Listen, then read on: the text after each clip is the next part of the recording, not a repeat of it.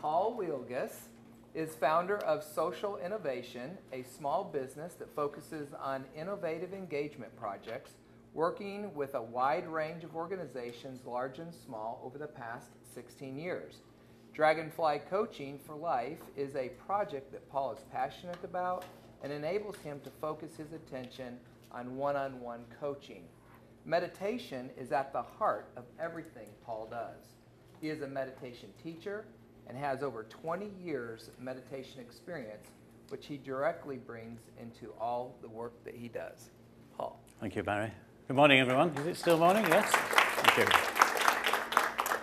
you. Cindy kindly asked me to come along and talk about Dragonfly, and I thought about this, and I decided I would provide you with the brochure so you get all the nuts and bolts of Dragonfly, so you can absorb that at your leisure.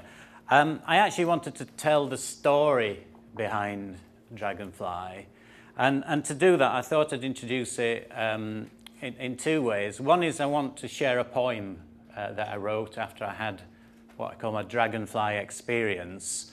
And whilst reciting that poem, I want to introduce you to the true hero of this short session, which is an actual dragonfly called Tendril.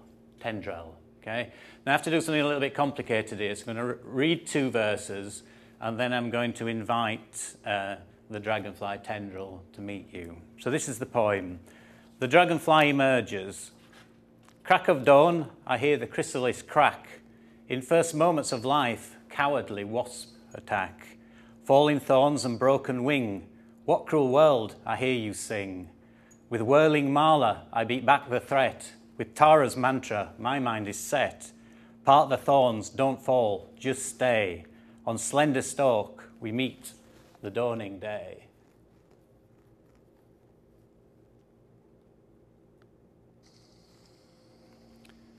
The sun comes up, you climb its length. Each extra ray brings new strength. But with broken wing, I hear my sigh. With broken wing, can you still fly? As time slides by, with mantra chant, if this won't work, then fly you can't. Inside us both, we wonder why. If you can't fly, you'll surely die. With Tara's wind, we could succeed. Walk round her, and with her plead. Take him on your wind, let him fly. One last wish before I die. Wind blows, wings flutter, but surely not. The wind has stopped, but the wings have not. A frantic flutter and off you go. A precious moment and joyful tears flow. So I think this story is about synchronicity. So I Googled synchronicity, and the first quotation I got up on the screen was this quote by the Dalai Lama. Now, I actually don't think the Dalai Lama would ever use the word synchronicity. But if he was speaking in Sanskrit, he might talk about samapada-patika, which means dependent co-arising. But if he also spoke in his native Tibetan, he might use a word for auspicious coincidence. And that word is tendril, which is the name of the dragonfly as well. So, when I work with people on the Dragonfly program, I always ask them what their question is. That's how we determine whether we should work together. So it's on the front of the brochure. What meaningful question would you ask yourself at this point in your life and your career? And it helps me decide who I work with, and it helps them decide if they work with me.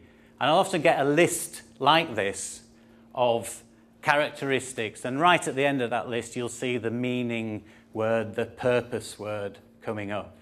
Usually people of a certain age are attracted to this idea. And I'm going to introduce you to the very first ever Dragonfly Coaching for Life coachee. This guy was a senior executive in a global drinks company. And he was really suffering, and he could tick every box on there and several more as well. Because this is actually me in 1993, 22 years ago, and in need of some help, okay? And I was also at that time experiencing this irresistible urge. Okay, and that irresistible urge was to meditate. And it was so far out of my comfort zone, I couldn't believe it. And on 2 occasions, I got close to signing up for a meditation experience, and then at the last minute just backed off. And things quietened down until the following year, 1994. And I was at the Glastonbury Festival at the time with my son, George, who at that time was 11 years old. And it was a very different experience in those days. We were walking up the healing field, and right in front of me, there's a big Buddhist tent offering free meditation. And I remember at the time thinking, this has to stop. This is ridiculous. It stops now. I'm not doing this. And we continued to walk past the tent, and we walked right up to the top of the field. There's a place called the Stone Circle. And George pulled this scruffy leaflet out of his pocket, this very leaflet, and he says, Dad, can we go to this? So I hear destiny knocking 3 times. And we went back to the tent, and I was taught the mindfulness of breathing by a dreadlocked Western Buddhist monk. And everything for me changed after that, absolutely everything.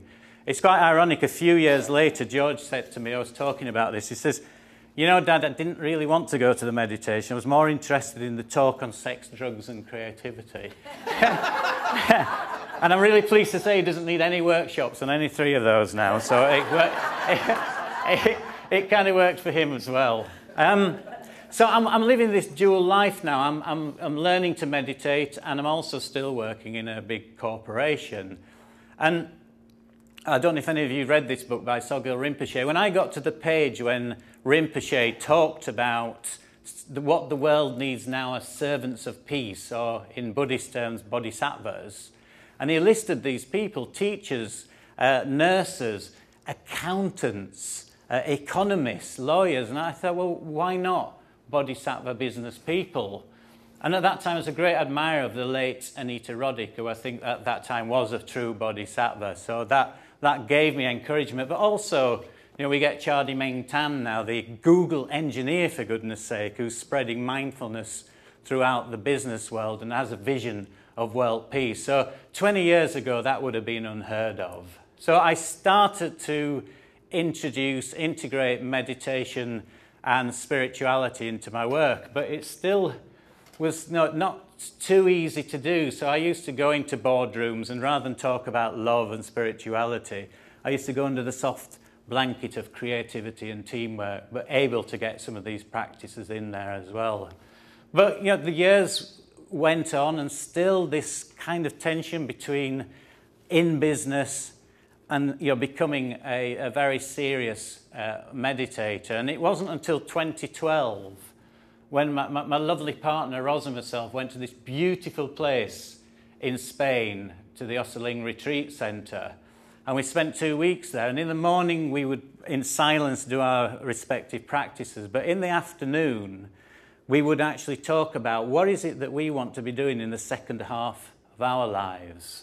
So, and for me, almost from day one, what I wanted to do was go into semi-retreat. Okay, do more meditation, teach more meditation, downshift, spend time in India 6 months a year, and really change my lifestyle. So we went through day after day after day with this at my heart. This is what I want to do, until the very last day of the retreat. And on every single day, what I used to do is I used to climb the mountain at sunrise and come to this beautiful pond. And in the center of the pond was Tara, who is a female Buddha. She's the deity of active compassion and the embodiment of the wind element. And I used to circumambulate Tara 21 times, chanting her mantra, Om Tari Tutari Ture Soha. And, you know, that was a wonderful start to the day. This day was different. I'd walked 3 paces, and I can only describe was a cracking noise. That's how I remember it. Just this big crack. And I immediately saw this dragonfly, and it was at the top of a thorn branch. It was being attacked by a wasp, and I noticed in the fullness of time it had a broken wing. And I kind of thought, I need to rescue it. So I had my mala beads, and I kind of got rid of the wasp. And then I was left for 2 hours or more with this dragonfly staring at me at the end of a thorn branch, thinking, what do I do? And the thought did cross my mind, I'll just shake it into the pond, but I thought I couldn't live myself after that. The sun was getting warmer, the dragonfly wasn't moving. So I thought, I need to go to my higher self. I need to ask for help. So I thought, well, what do? I just continue to do what I'd done every single day of that retreat. So I recommenced my circumambulation of the pool. Okay, so I'm walking around, dragonfly on the thorn branch, Om Tari Tatari Ture Soha, Om Tari Tatari Ture Soha. And then I just got to the far side of the pool and I detected a slight breeze, the slightest breeze, and I stopped. And the breeze stopped. And then there's a second noise of the day, which I've never heard before. It was a like that, as the dragonfly, its wings in motion, soared up to the sky, and then it plummeted to the pond, and it was literally a centimetre off the pond, and then it kind of flew away. And all the tension in me from, I don't know, maybe not just from that day, but from all this kind of angst about what is it I'm meant to be doing, just flowed out of me. And it took some time for that to kind of settle, and then I began to think about what is going on here. And I had this realization that it is a symbol, it's symbolic of what I am actually doing with the people that I'm working with. You know, they're emerging into the second half of life. They are a little bit broken, and they need a little bit of guidance and support to help them through, to help them into the new world. So from that was a very simple process as the dragonfly idea created itself. But I wish I could say there's a happy ending, and the answer is I'm not sure. There still is this tension between, am I going to spend time in semi-retreat, or am I going to help people, you know, particularly business people, you know, emerging into the second half of their life? And of course, it's not an either-or situation. It's a polarity, yeah? So it's helped inform my meaningful question now, is how can I integrate the nourishment of semi-retreat lifestyle with the potential to help people awaken in the second half of life through the the guidance of Dragonfly. And, yeah, and I'm living with that question now and trying to balance the two. So that was one of the important outcomes which is still in the field now.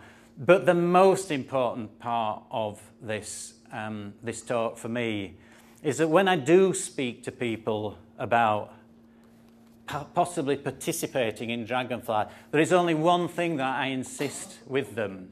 And what I insist is that they open themselves to the possibility of bringing mindfulness and meditation into our coaching program.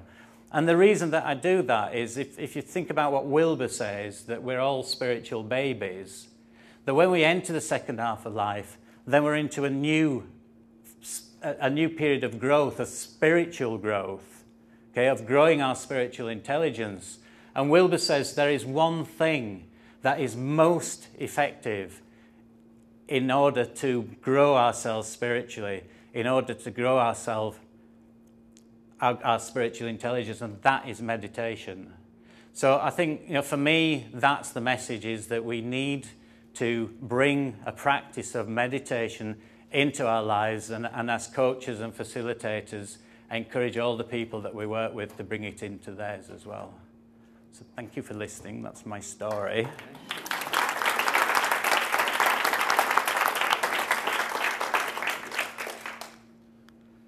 So, any questions?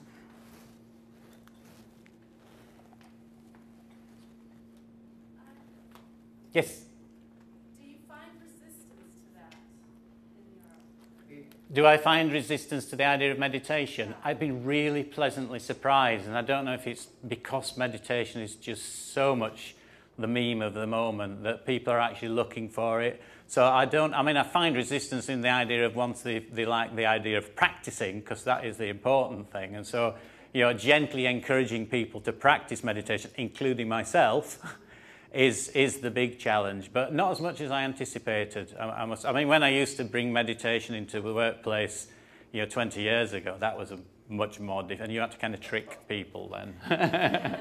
Yes, we're just being creative by being quiet for 5 minutes. Yeah, it's a good question. Yeah. Any other questions? I've been hearing for years that the way to one way to gain acceptance in the business community of mindfulness is to take out a religious aspect of it and make it just a business tool. Are you finding over the years that there's an increased acceptance of somebody saying, well, we do this in my church, or sure, I'm open to some spiritual or metaphysical aspect, or has it been still the same? Yeah, the question is that people finding more acceptance of meditation if it's stripped of its religious connotations? I can only answer from my experience. When I first started doing it, mindfulness and its secular nature helped people actually engage with it. What's happening now is that I think people are looking for some deeper ethical roots, and so certainly Buddhism is attractive to people who may at one time have thought, well, I just want the tools and the techniques and the science of it. So my short answer would be, increasingly, I think people want the roots and the authenticity. They still don't want the ritual practices and things like that, but they need to know it's come from a place that has substance. Yeah. Any questions? Yeah. The 16 guidelines for life, could you speak a little bit about that? What is this? Oh my goodness, okay. Yeah, I belong to an organisation, amongst others, called the Foundation for the Development of Compassion and Wisdom, who has as its patron the Dalai Lama. The Dalai Lama, as you may know, is very keen that we don't just offer religious practices, that there's a secular aspect of, combined with psychology. It's like the integral spirituality kind of thing. 16 Guidelines is a ethically based application of mindfulness that's based on a Tibetan text that was around core values. So it's an application to actually build some of the roots that I talked about when I answered this gentleman's question. Am I out of time, or are we okay? Yeah. Thank you very much, everyone.